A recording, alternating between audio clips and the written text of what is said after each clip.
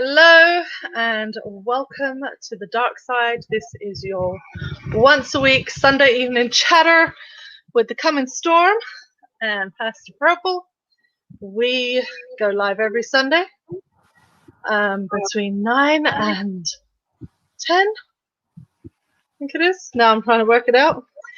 We have to change all the privacy settings and save them so that we can welcome you. So welcome everyone, welcome to the dark side. I'm a bit lively for the dark side. I think sometimes I should clearly be a bit more, I don't know, goth. You're chill enough for us on the dark side, aren't you? Pretty right, much. So welcome to the dark side. This is the TC Storm. It's Pastor Purple. We are taking you through our alternative look at current events, religion, news, any politics, history, whatever we like, and whatever topics you send in to us. So today's topic is a current event, but we're going to take an alternative look at it. Of course, tragic event struck in the USA, racist, white supremacist hate struck again, and this time it touched the Asian community, and one man having, as the police described it, a bad day, decided to wreak havoc. Yeah, I know. Of course not. It's not a bad day. It's disrespectful to even say that. I know. I did say as the police described it. I didn't say that's how I describe it. But I think it's important to say that because as the police described it, having a bad day, shot over 13 people, killed 8 of them, 6 of them were women. The question was asked, when do people, black people, indigenous people, people of color from around the world not get to be at the whims of a white person's bad day? And I think that was an important question based on the police sergeant's rendering of events. But that's not quite what we're looking at. This is the dark side. And the dark side takes an alternative look at what's happening. It takes an alternative wander down the road. And the road that we're walking down is one that I found kind of interesting. So in the aftermath or in the wake of this horrific incident by a white supremacist, the attacks that happened next online, as they do, were all levied at Black Lives Matter. And they were all saying, where are you? Why aren't you saying anything? We hold you responsible for not standing with your Asian brothers and sisters. Why don't you stand with them? And so there was a news report from a reputable news source, not just Fox, because that's, of course, just entertainment, not news. People need to remember that. And that news source said, why are Black Lives Matter silent and not standing in camaraderie with Asian lives? And if you are part of the community who is standing for and is being an activist or is working to re-educate or to do any of these things within the anti-racism sphere, you will know that everyone's timeline was flooded. You would know. You would just see everybody's timeline was flooded with Stop Asian Hate.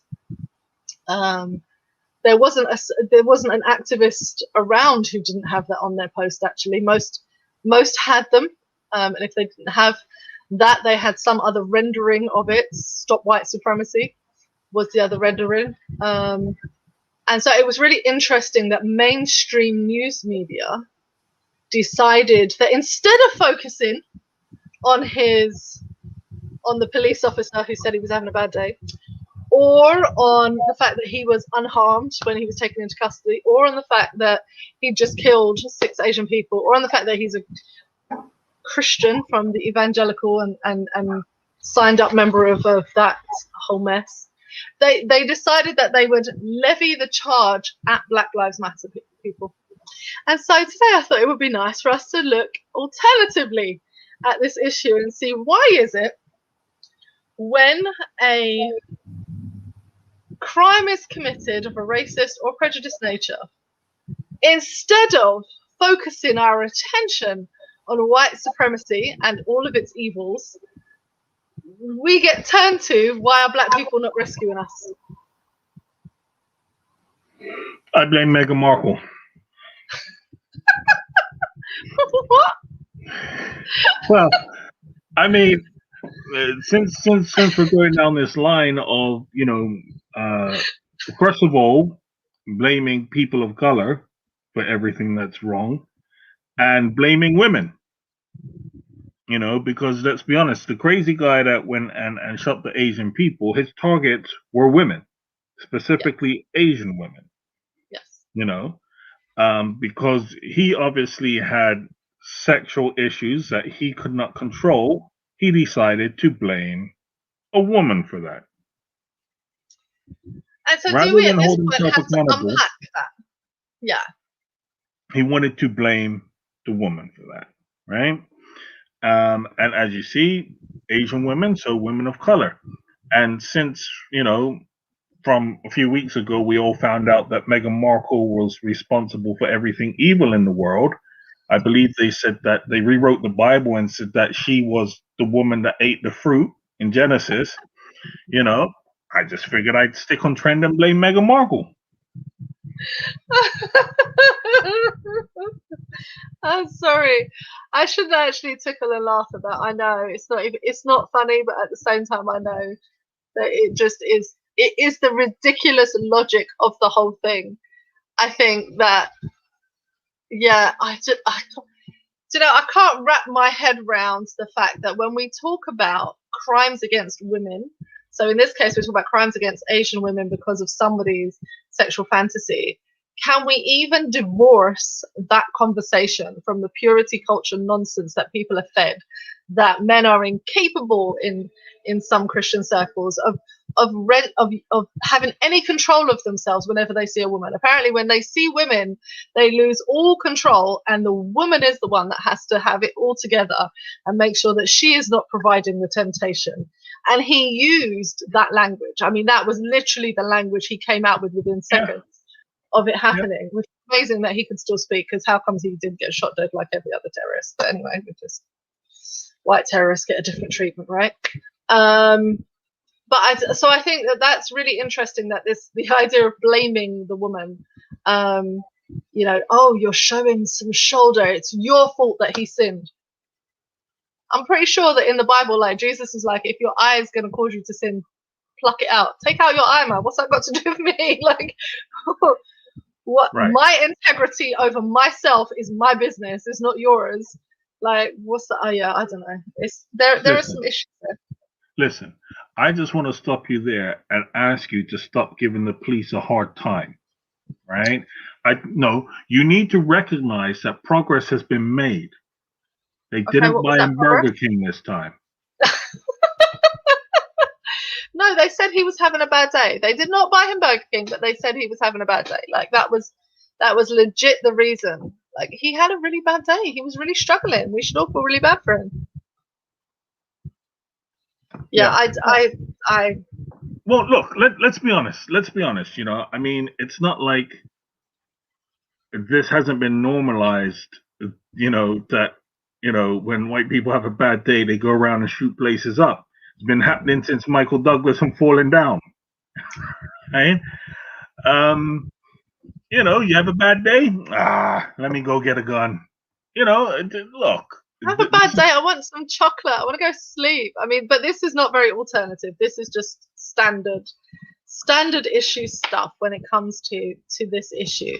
What I do want to get to is, I guess, why, and really unpack the reasons why mainstream media, particularly, and some people respond to these events that happen in other communities from the perspective that somehow it is the responsibility of Black people to save the day.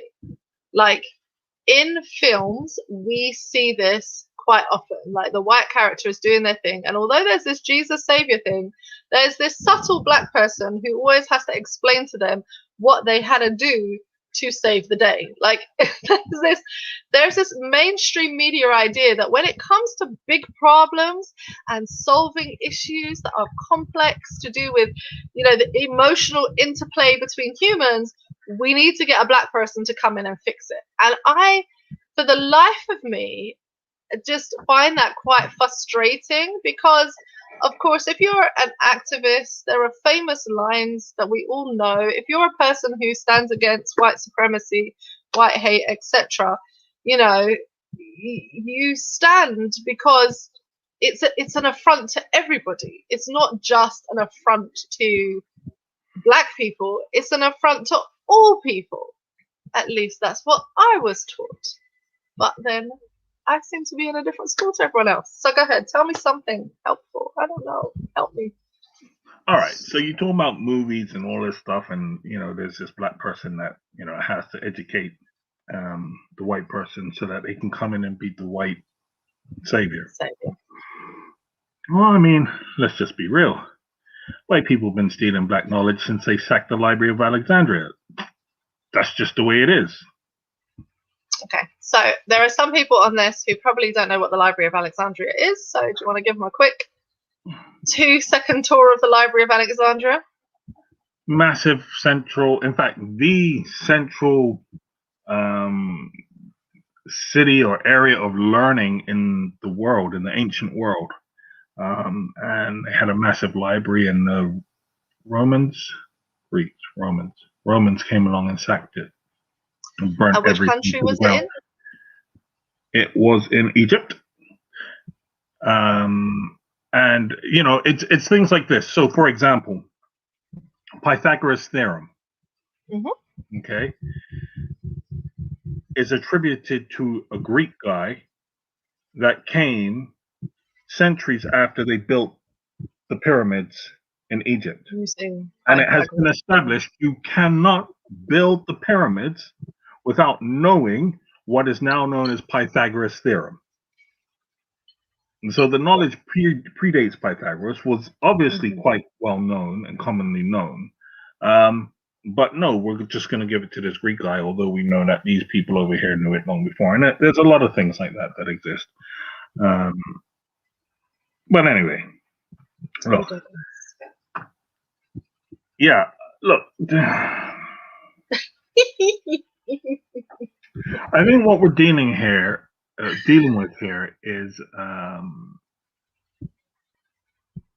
or in terms of the question of where is everyone else when this is happening, is a form of oppression Olympics.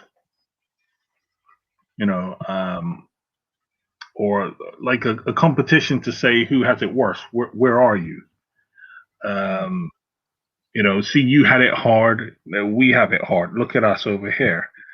And I think that's a dangerous trap to fall into. Comparison.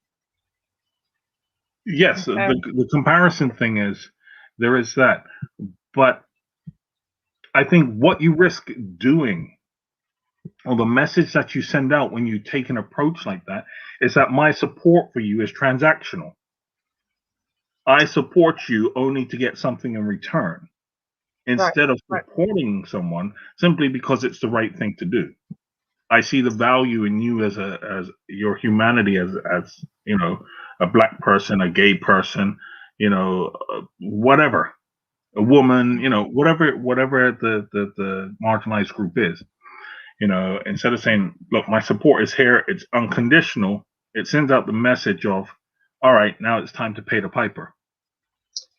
Yeah, and so this has been a response. So there are some within the black community who are like, where were Asian people when Black Lives Matter were marching? Now you want our help. So there were some who responded like that. What do you say to those people? What would you say is a response to that kind of thinking? Right. Now, here's the thing.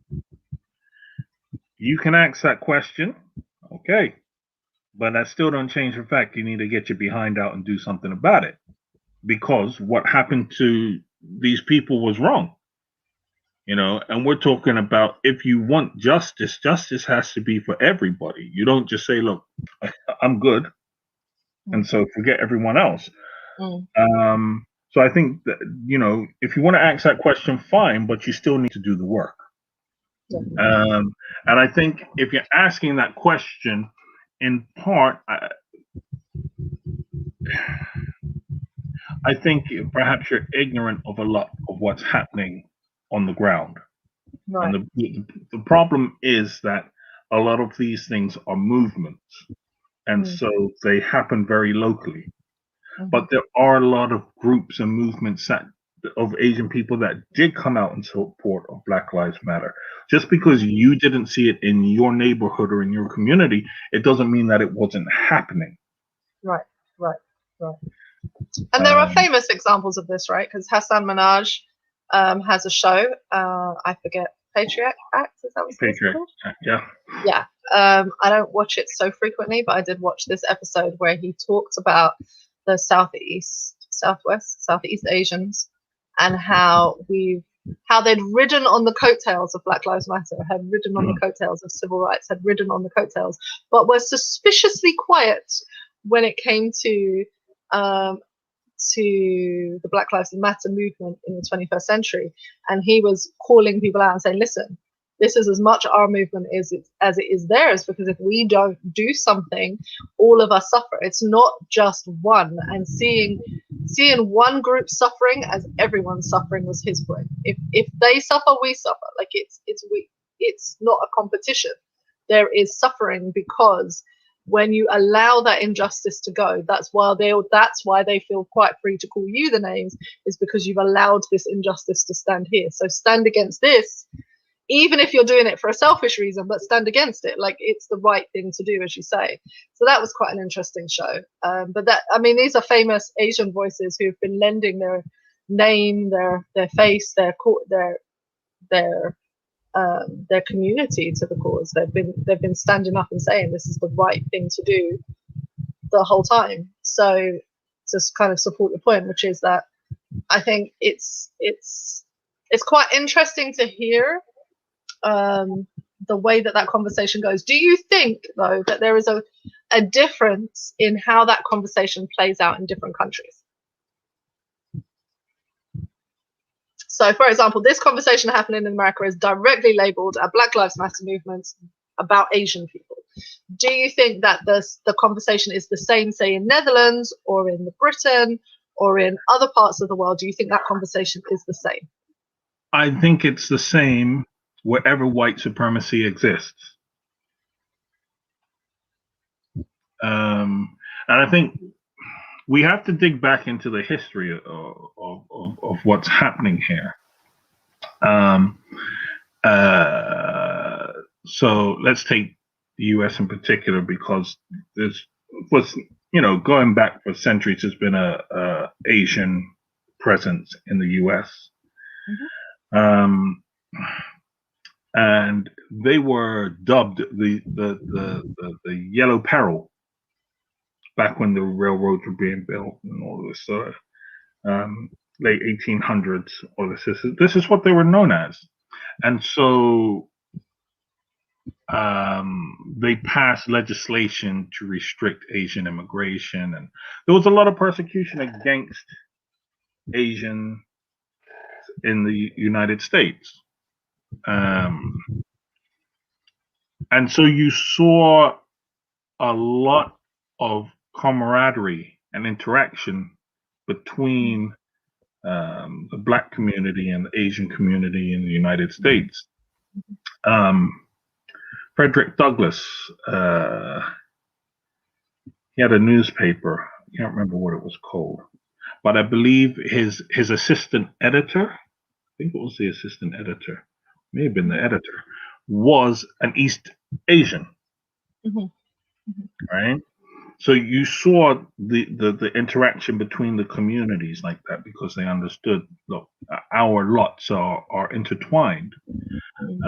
After the Second World War, during the 1960s, and the fight for civil rights, you had Japanese Americans supporting the movement for civil rights, and they supported the abolition of the Emergency Detention Act, which was used against them during the Second World War to imprison them and put them in concentration camps.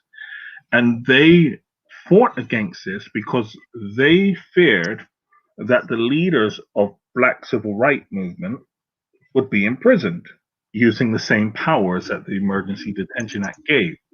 So once again, you see the Asian community and the Black community working together. In the 1965, I believe it was, the Naturalization Act was passed, which ended anti-Asian discrimination, right? And this came about largely because of the push for civil rights, right? Now, this is where the story gets sticky. Okay. Because as you see the improvement and you make the progress with the civil rights, what you have is the birth of the model minority narrative. The model minority narrative. Okay. So is it as simple as it sounds? Like, is it that clear? Like, a model minority narrative is a group of people from a different diasporic ethnicity who becomes the ideal. This is what they look like if they're towing the party line. Is that what it is? Yes, but it's specific because Okay. it was one that was given to Asians. You know, even from the UK, you've heard the model minority narrative. You know, you see it in the US, and this was a result of the Naturalization Act being passed, and what happened was.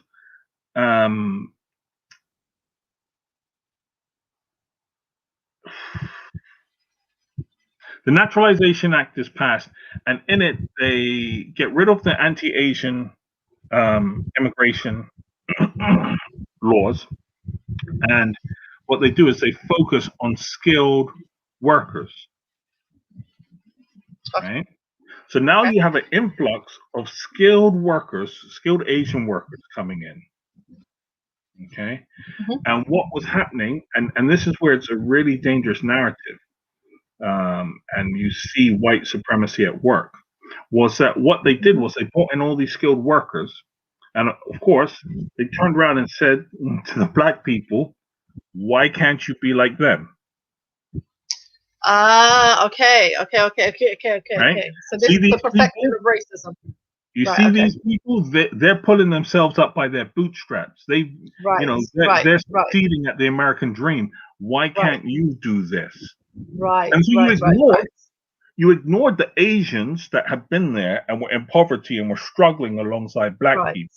But you brought in this small community, and they're already skilled. So you're talking about engineers, doctors, all of those skilled workers who are going to come in with wealth behind them anyway, and said, why can't you be like them?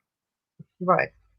Okay. Not the ones you've beaten down, mistreated, had unable to work, limited their access to education. Not those ones, just the ones that we want to compare you to. Okay. All right. Right. And okay, go on. So you have the birth of the model minority narrative, and the danger of that is that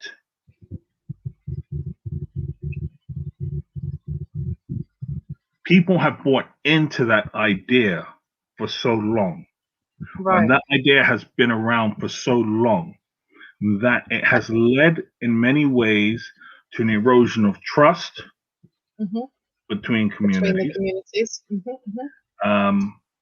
But it's also been destructive to Asian people themselves.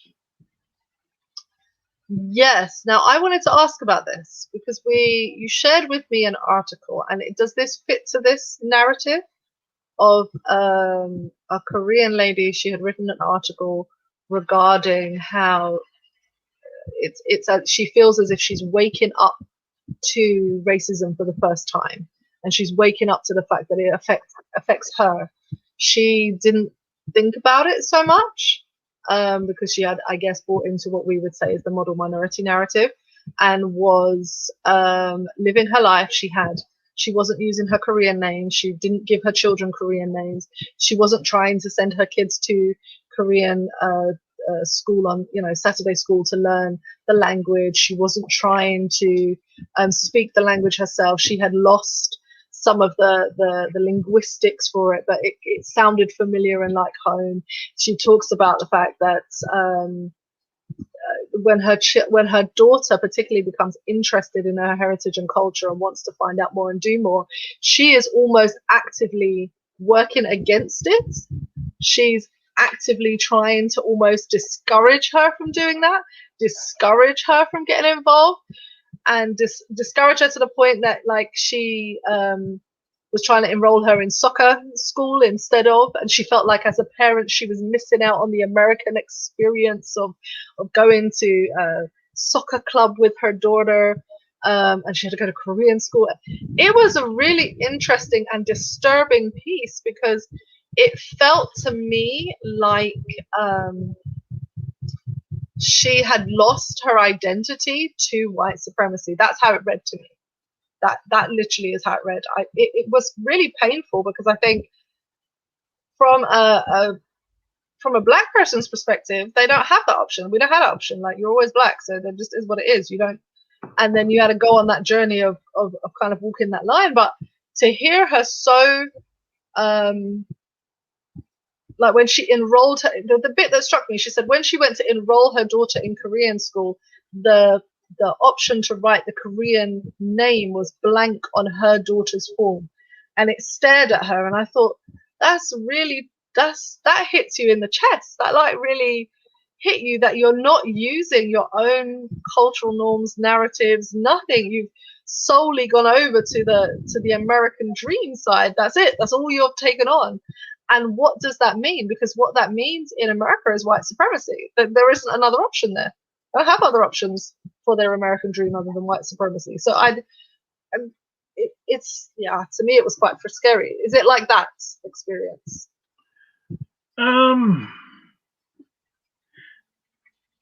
Yes and no. Trying to think of a way to put it. Carry on talking. I'll think of something. I love that. You just talk on, girl. You just do you. Well, I did want another point on this, which is it does make me wonder about the kind of lived experience of different Asians around the world being seen, and in some ways as, particularly the women I feel suffer from this, or what I hear in the stereotypes of particularly white men is this kind of, well, we'd rather have an Asian wife because they're more amenable and they're more flexible and they're not so demanding, and they have all of these ideas. And I do wonder how much of their cultural identity is being worn away to not only negative stereotypes, but actually it's impacting how they behave in the world.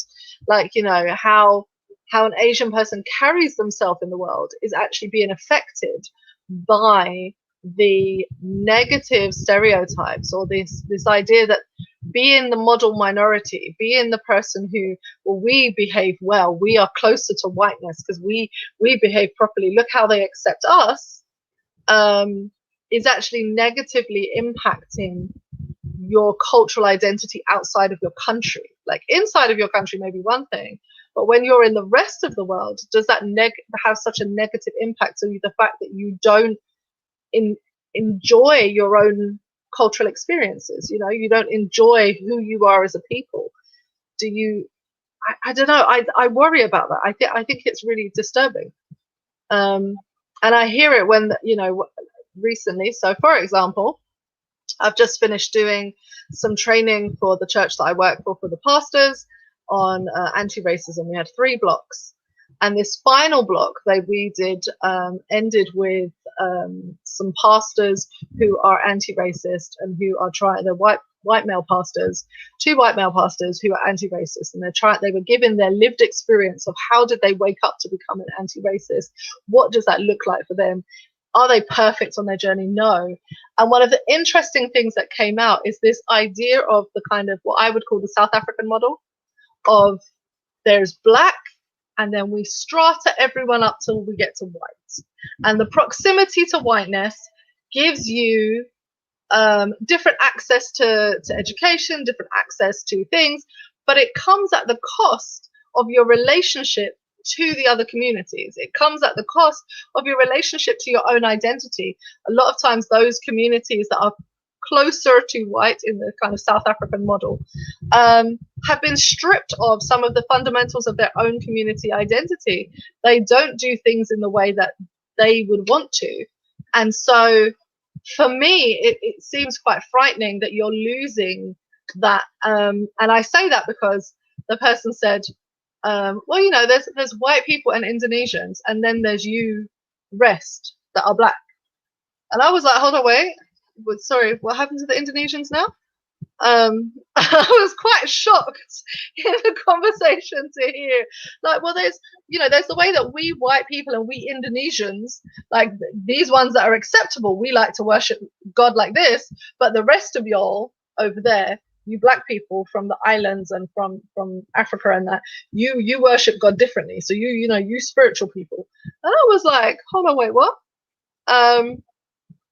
And it really struck me that was quite painful to hear somebody be so dismissive of a whole nation of people. I mean, Indonesia is enormous and has such a diverse and rich cultural history of worship and expression, but they just went, oh yeah, but they're quiet like us. And that was it.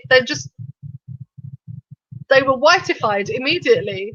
And I thought, well, what does that actually look like? Like, what does that even mean? And how problematic is that for their own people? Have you managed to find your thought while I've waffled on for a bit? No, but I was just thinking about what you were saying just there. And I think what you're looking at is that they are using some of the characteristics that Linnaeus attributed to race when, he put up his classifications. And I think that's what you're dealing with somewhere in there. So a lot of the stereotypes that we have to deal with and face often find their foundation in how he classified the races and what he said were the characteristics of races. And that's problematic because that is in large the foundation of white supremacy as a science. Did you say the word science and white supremacy in the same sentence? Do we need to have an actual conversation now? Oh my gosh, how can you put science and white supremacy in the same sentence? I don't understand. Well, that's where Linnaeus comes in. I mean, I know that I know that there is a science behind it. Well, science, pseudoscience. You can't even say I can't say science. I choke on it. How do you do it? We measured brains and they were different. Same way I blame Meghan Markle. Why do I need any sane reason for that? I can just do it. The world does it, so why can't I? Oh my gosh. You're gonna be using that excuse for everything now, aren't you? It wasn't me, it was Megan. Why not? Oh gosh, right. So this interplay between the different races and with Black Lives Matter or with Black people. It's not just Black Lives Matter. That's a movement with Black people and then move towards anti-racism work. So bringing it back to that, I think for me there is a couple of things that I would say. The element of trust that you spoke about is something that I think is really, really interesting, because I think if I think about the lived reality of anti-racism workers, there is a lot of trust within that community that we're all fighting on the same page. We may not like everybody's outworking of it. Like, I don't agree with every single way that everybody says everything. I may not agree with their solutions for everything, but we're working towards the same goal. We want to eradicate white supremacy. That's the thing. That's what we're trying to do. We want everyone to become anti-racist. Once you become anti-racist, then of course we're eradicating the idea of white supremacy. We're decolonializing education, decolonializing religion, decolonializing institutions, decolonializing capitalism, dare I say that. Let's get rid of some of these pillars of white supremacy and try and move to something new. But this element of trust comes in, because do we actually trust one another to be doing that? Is there a history there of being left holding the baby?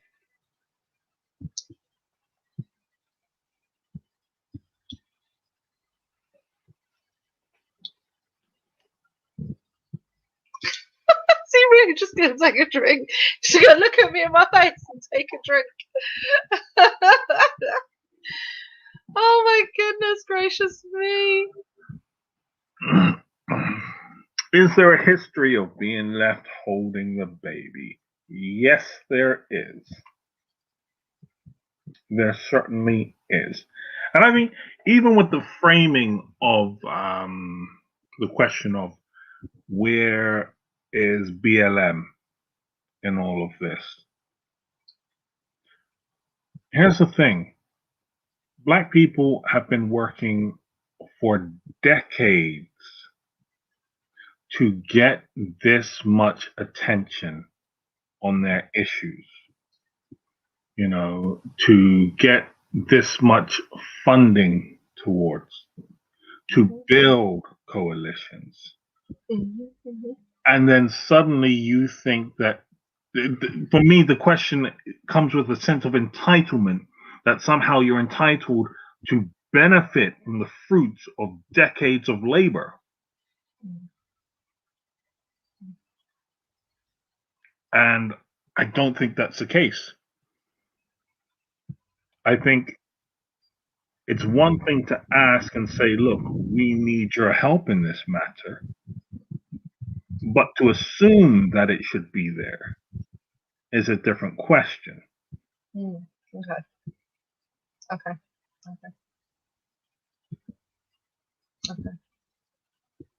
All right. Well, I don't know. I find for me that the challenge that I have with the whole question is that it ignores the elephant in the room.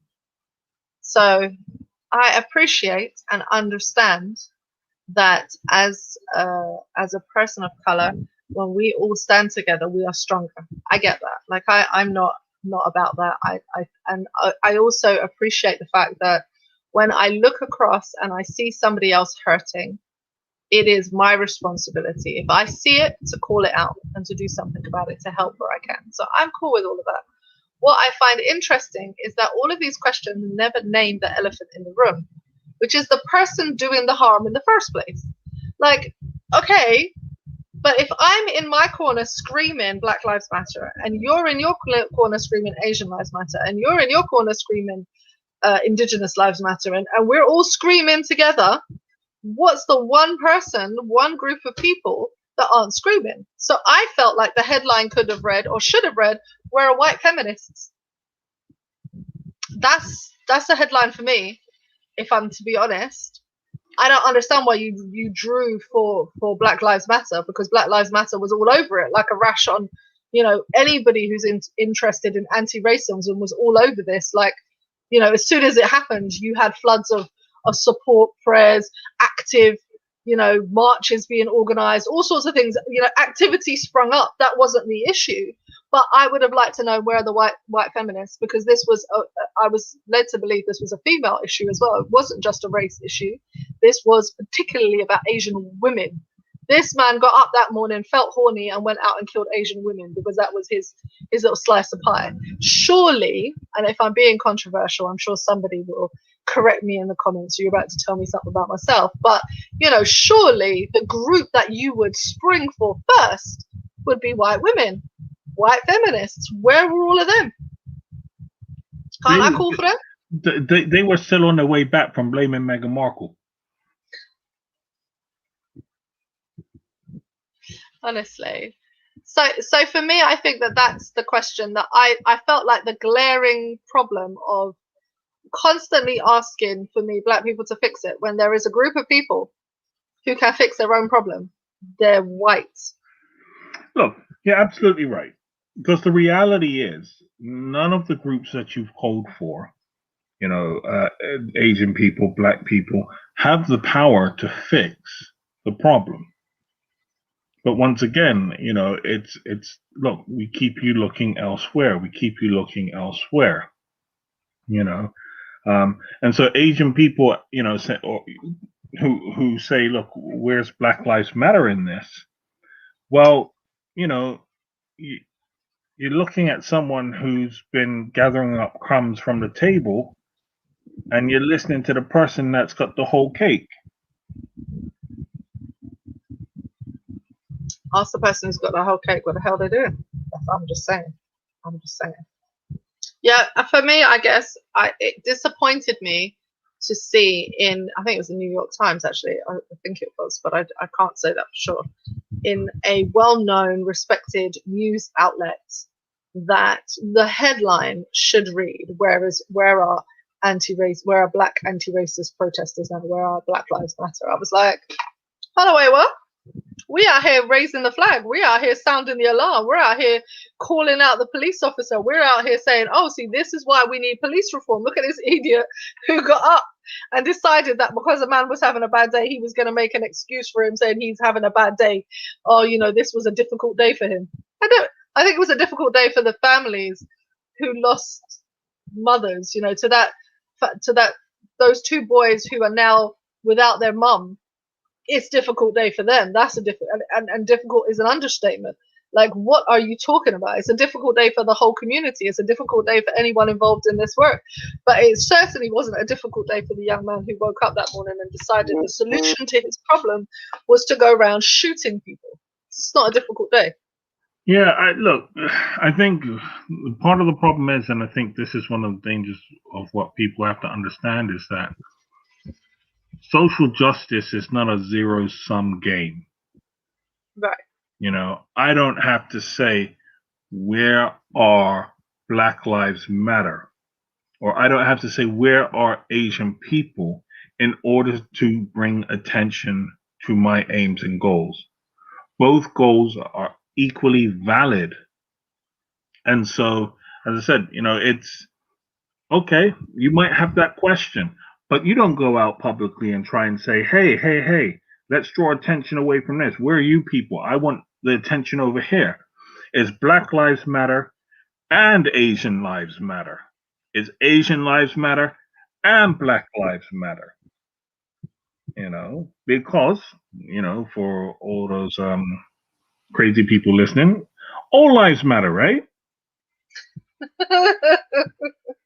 So does this, I think we've kind of given as much alternative as we can give on this subject. I don't know, maybe there are a few extra bits and pieces that we could say, but I'm curious, I guess, how this has played out in your experience of activism work, because I think for some people maybe they don't know or don't get what it looks like, as you say, on the ground doing the work.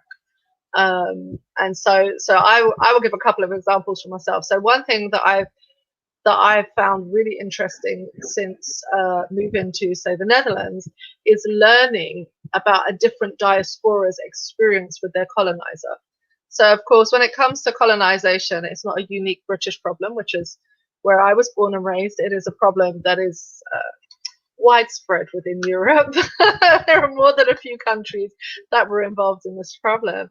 And one of the things about moving to the continent and coming into contact with, say, the Indonesian community, has been really learning and eye-opening, hearing the stories of how their people have been treated and how they have been stripped of their cultural identity to a large degree. They were made and forced to have Dutch names. They would come in and it would be, your name is Yap, your name is blah, and they would just change these kids' names. They wouldn't even ask the child the name as they arrived at school. They would literally just be like, yep, that's your name now. Here you go. Here's your little piece of paper. Here's your name.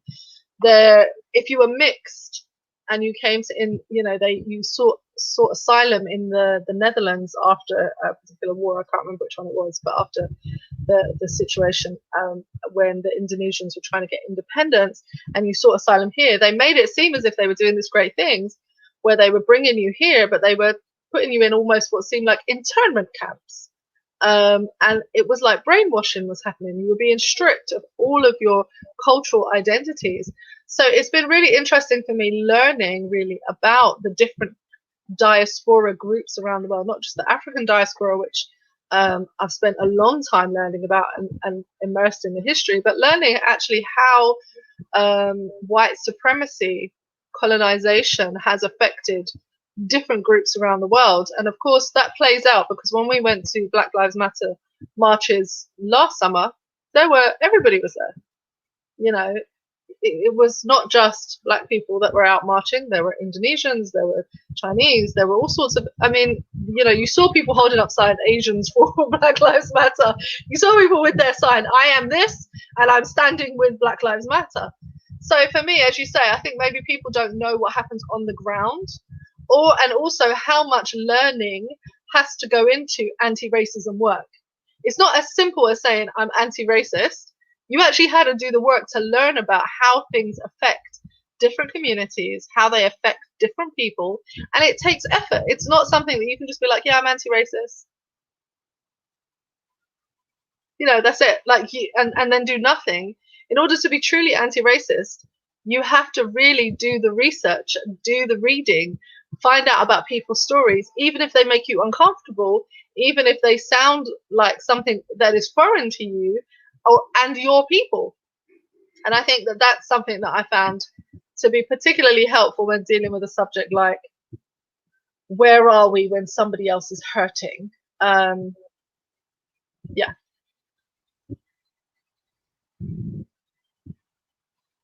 Would you say anything about that subject? I would say history is important. And I think when you understand the history, you will see where the divisions come in, and you will see why these divisions come in. You know, as I said, I can speak historically going back, and I can tell you that historically, black people have found allies in all races. Yeah. Right. But when you see them forming relationships and these bonds, and you know these things are becoming too strong, then you start to see the divide and conquer mentality of white supremacy. Then you start to see where those with power start to send out these messages and ideas. You know, as I said, historically, you know, you would find working class people would help runaway slaves in the UK because they realized, look, we're pretty much in the same lot. The government's out to get all of us. So the government says, well, you know what? Y'all are just better than black people. Yeah. We over here, we're white, so as long as there's someone lower down than you. So you see that coming in. You see that played out with the model minority narrative. You know, well, you see, these people are coming along. They're doing good. We like these people. What's wrong with you people over there? And of course, what that does is it says to the people that have come over, keep doing what you're doing. You're doing all right. You're good. You're included in our group. Right? Even though they're not treating them fairly, even though they're still not treating them with respect, even though they won't say their names, you know, basic things where you're being stripped, as I say, of your identity, but you're being told verbally, you're being affirmed in other ways that, yeah, this is good, that you're doing well in terms of the community. You know, and so you, as I said, once you start reading the history, then you'll start to see all of these divisions and where they come in. And for me, I look at it and I think history is so important because essentially what it will teach people is that This isn't a fight about black, white, or Asian. It's about have and have not. And the majority of us have not. And then this is where the I guess the conversation becomes that race is a social construct, right? It's not but you can't say that freely until you've done the work, until you know your history, until you know how these things have divided and conquered. It's uncomfortable to hear certain people say, oh, but race is only a social construct. You don't know what you're saying because you don't have an idea of how it was constructed to do harm to the rest of the world. No. It was constructed to actually enforce ideas and stereotypes on the rest of the world. So when you say it, although it's true, it's not true when it comes out of certain people's mouths. Like, you know what I mean? It's just like, do the historical research before you get up and make those claims, because, you know, it makes a difference. And I always think of Jane Elliott when she says, there's only one race, it's the human race. That's it. That's all there is. Y'all need to get over this.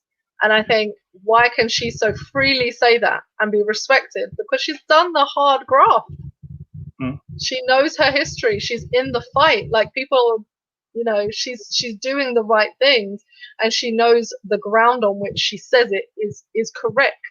She's not just saying it as a placekeeper to kind of, you know, oh yeah, just keep your quiet and say it. She's saying it because it means something in her soul, which I think is different.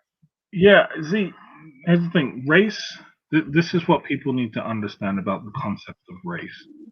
It was designed to keep a subset of white people in power. Right? That's it. And I say white, and I'm emphasizing the white part, above the class aspect. Right? Because this is how race works. The lowest white person will still be greater than the highest black person. Right? And so, using what's happened with Harry and Meghan last week, right? So we'll take the concept of royalty, right? Yeah. And then we will take the concept of whiteness, and I'll show you how they interact. And there's historical record out there, so you can go and you can read it if you want to. But when white people went to African nations, they encountered kings and queens, right? Let's take South Africa, for example. You had kings and queens there, right? And yet, the lowest of white people, and when I say the lowest, I mean how white people, rich white people, would treat the lowest of white people, the poor working class white people, yep, would still have more rights than a black king, right? The lowest white person would be able, if the black king bumped into that white person, the black king had to apologize. The black king had to move out of the way. The black king had to accommodate everything within that lowest white person, right? And that's despite the fact that when you get to white people now, the concept and idea of royalty is respected, full stop. The king of the Netherlands will be the king of the Netherlands in England, and he will get his proper due and proper respect, right? Don't let some poor working class white person go mess with the king of the Netherlands when he goes to the UK, right? But that isn't reciprocated. It doesn't flow the other way. The concept of royalty is respected only as far as the constraints of race allow it to be respected. And you see that happening once again with Barack Obama and Donald Trump. Oh, come on now. right? Where you take the greatest of black people, highly educated, successful senator, had experience in politics. And the rebellion to that was, we're going to put on some uneducated buffoon that speaks worse than my 3-year-old, probably has a lower IQ than my 3-year-old, has no decorum, no respect for For anything. You don't even need to quantify. He has no respect for anything. yes, no respect for anything or anyone, you know. But one of the things that they like to talk about is traditions. You know, Barack Obama in the tan suit, not respecting traditions, or all the rest of that nonsense. But Donald Trump had no respect for anything or anyone. He is literally the lowest of the lowest. And yet he is regarded amongst white supremacists as greater than Barack Obama. So all these things you say you respect, education, gone. Class and decorum, gone. Family values, gone. Everything you say that you respect only operates and works as far as white supremacy will allow it to operate. So there's a couple of things that spring to mind that are illustrations for what you're talking about. One is actually a recent thing that we've watched together, which depicted some stereotypes. So looking at coming to America, and how the royal family there was depicted, how they would have been treated, and seeing the royalty and the blatant show of it all, you know, in a kind of Western ideal, you know, the kind of extravagance of royalty, and linking that to the idea that we don't see that within our own people. We don't see that within our own kings and queens. So there are still royal families and royal lines that exist today. There are still kings and queens in their tribes, peoples, tongues, nations, in the African continent, in different regions. They still have the royal families. They still have very much. But as you said, the respect isn't given. And I think of the story from David I cannot say his surname. Forgive me. Aloweyu.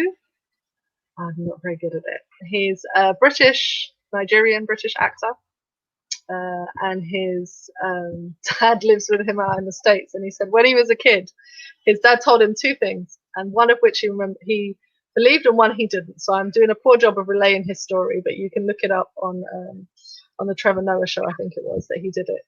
And he said one of them was that his dad had the tribal markings. And he said to his son, well, we are actually the royal family back in our country, blah, blah, blah, blah. And David was like, he didn't believe that. The second one was, Dad, how did you get the markings on your face? And his dad told him that he fought a tiger and won.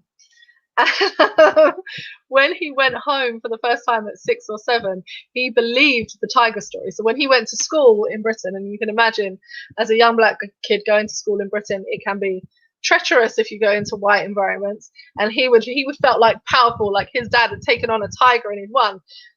Completely disregarded the royalty, completely disregarded it, didn't even think about it. Because, and if you think, and listening to your story about how it's not respected, I wonder how much of that played out, because the idea that he was royalty didn't occur to him, didn't sit in his soul. Now, I don't want to speak for his situation, but, you know, he said he completely disregarded it. And when he got to his home country, to his home place, to the nation from which he was birthed, he found out that they were indeed royalty. Everybody came out, lined the streets, that they were indeed from the royal line. He is actually a prince. And he said when he saw all of the markings on his uncles and relatives, he was like, everybody's fighting tigers? Like, in his young child mind, wrapping his head as a little black boy around the fact that he was royal was more difficult than saying that his family had fought tigers and won. That, and I think about that in conjunction with, and the reason I bring that story up, even though it's not my story, is because I think about that in conjunction to what you said. The respect afforded and given to royalty, that basic thing that we would say super exceeds, all of our boundaries and cultures and blah, blah, blah, just doesn't exist in the same way as it's applied to other nations. It only exists as it's applied to whiteness. And I think that's both scary and deeply disturbing, to be honest. Yeah, but those are my two stories to illustrate the point of the fact that we don't respect royalty in the same ways around the world. But we don't. Yeah. Well, this one has been tough, I think, because looking alternatively at things sometimes brings difficulty. And looking at this narrative of what happened there, of course, the obvious parts of it are that, it's really sad and deeply distressing to see that another white terrorist has gone on the rampage and killed 8 people and maimed, 13 others, I think it was, he shot as well. And that's really deeply disturbing that continues to be a pattern of behavior in the States. Particularly, we see other patterns of behavior of white supremacists in Europe, but they don't have such free access to guns, so they're not shooting us.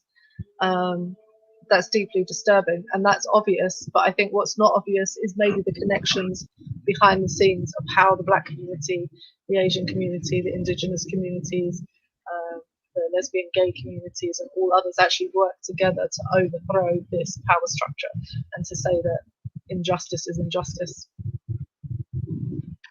Yeah, look, I said, all I can say is Asian lives matter.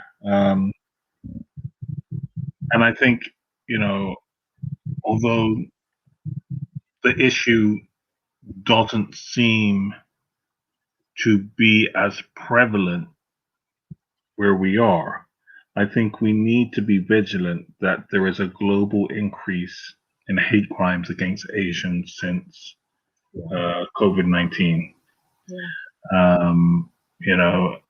And look, I'm prepared. Well, there was an increase statistically in the Netherlands. A lot of Asian community, there were more complaints. I think it like quadrupled or something, the number of complaints being leveled in the Netherlands regarding Asian hate crimes. People were obviously. Yeah, when I say that, I'm not saying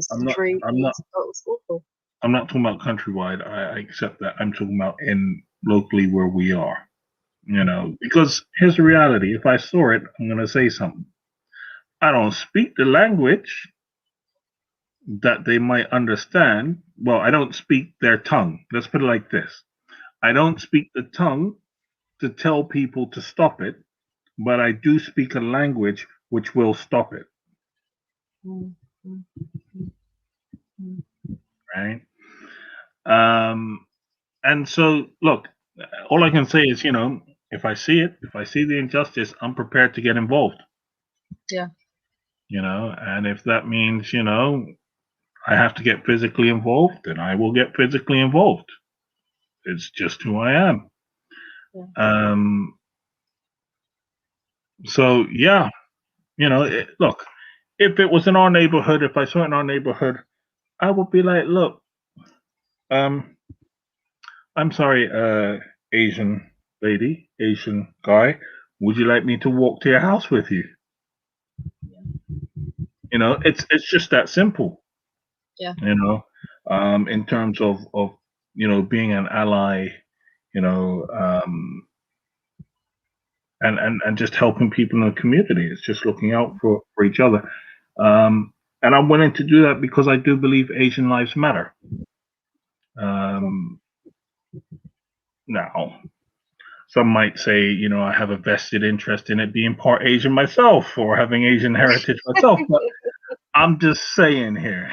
But just say the thing that's true. And the thing that is true is that Asian lives matter and that they have been suffering tremendously under this last year with the ex-president of the United States calling it China flu and all of these sorts of things.